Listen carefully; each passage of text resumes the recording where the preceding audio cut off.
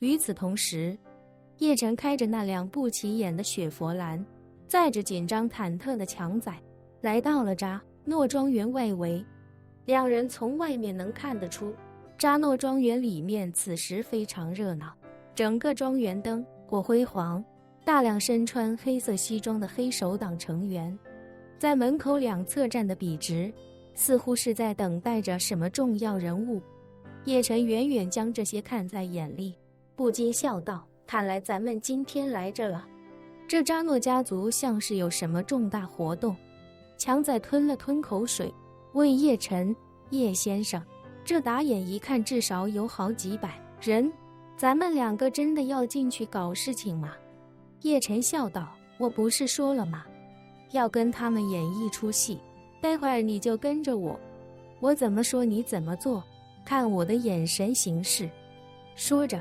叶晨又道：不过如果你实在担心的话，我自己去也可以。强仔不假思索地说道：叶先生，我确实担心，但是我并不害怕，只要您说做什么，我就做什么。好。叶晨点点头，开口道：咱们先等一等，等个好时机。此时此刻，扎诺庄园内，安东尼奥踱步来到女儿茱莉亚的房间门前，他在门口踱步片刻，还是上前敲了敲门。茱莉亚，是我，爸爸。房间内没有任何回应，安东尼奥无奈，只能耐着性子在门外说道：茱莉亚，你要知道，我们西西里人的传统就是一切为了家族。我坐在今天这个位置上，不是为了我的个人荣辱和富贵，一切就是为了我们扎诺家族的未来。而我希望你也能像我一样，永远将家族利益放在第一位。房间里，一个年轻女孩愤怒地斥责道：一切为了家族只是你个人的想法和意愿，你不能将你个人的想法和意愿强加到我的身上，如果那样的话，我宁愿离开这个家族。安东尼奥怒气冲冲地说道：听听你说的都是些什么混账话，不要忘了你是一个骨子里流淌着西西岛人血液的女孩。西西岛的女孩子就算是嫁了人改了姓，也绝对不能忘记自己的家族，家族的烙印是留在每一个西西岛人血液里、骨子里以及灵魂里的。去你的家族烙印！女孩气愤地说道：从今天起，我改随母姓，我不再是茱莉亚·扎诺，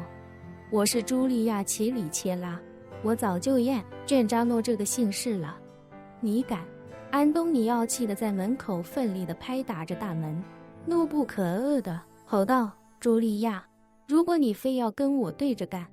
那我就连夜把你送去西西里岛，把你送去你表叔的农场，让你在那里剃一辈子羊毛。房间内的女孩瞬间陷入沉默。安东尼奥的心情并未得到任何平复，他见女儿没有回应，继续咄咄逼人地怒吼道：茱莉亚，你不要觉得不说话这件事就能过去，我给你3秒钟时间考虑，如果你确定要跟我对着干，那我现在就安排你去机场。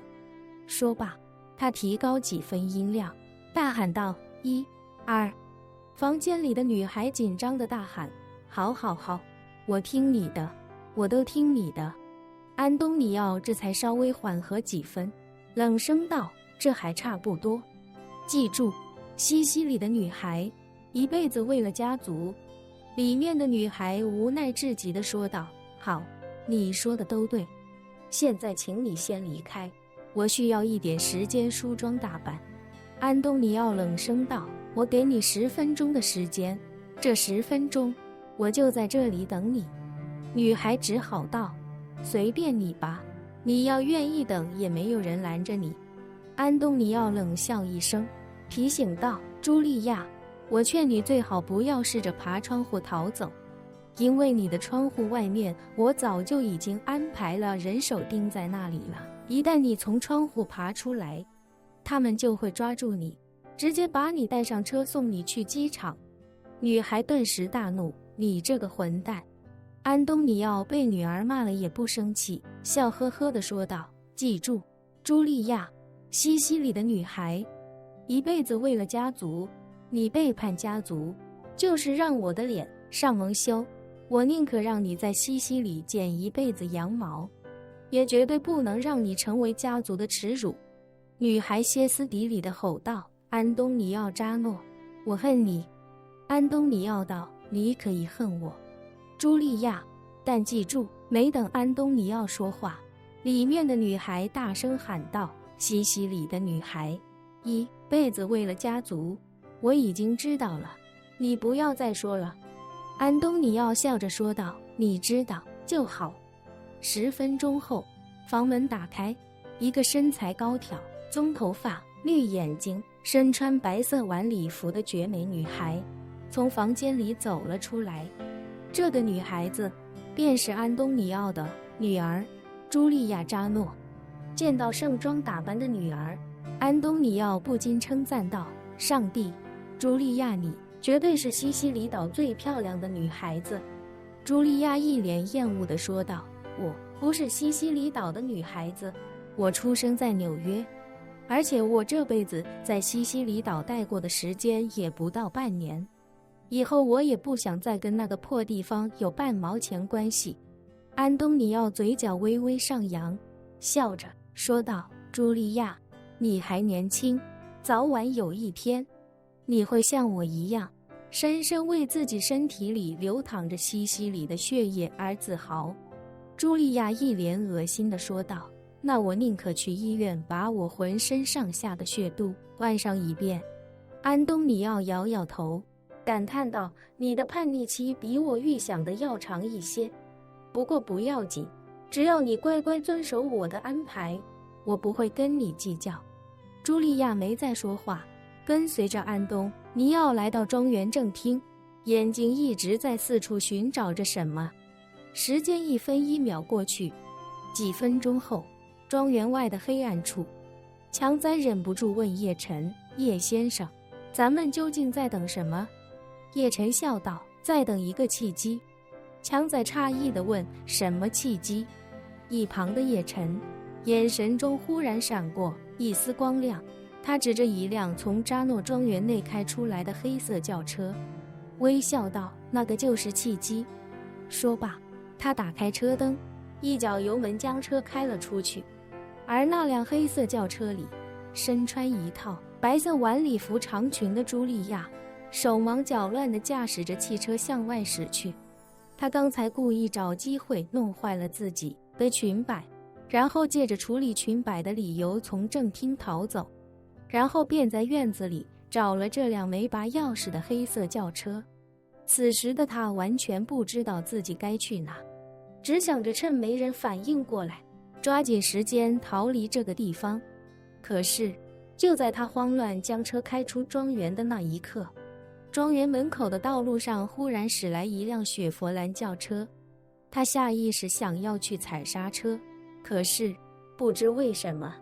自己的右脚拼尽全力，也没能将刹车踏板向下踩动哪怕半分。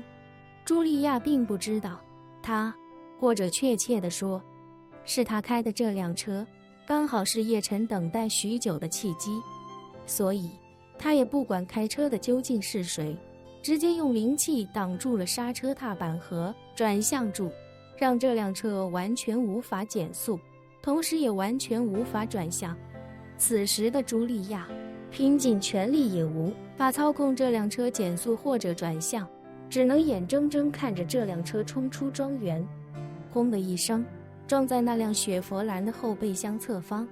雪佛兰被撞得在路面转了一个圈停下，而它也被爆炸时的撞击以及爆开的气囊冲击得七荤八素。而这时周围守着的黑手党成员已经快步冲上来查看，大家都认得这辆车是扎诺家族成员的车，所以赶紧上前拉开驾驶室门，将司机从里面拖了出来。当众人看到开车的是大小姐茱莉亚时，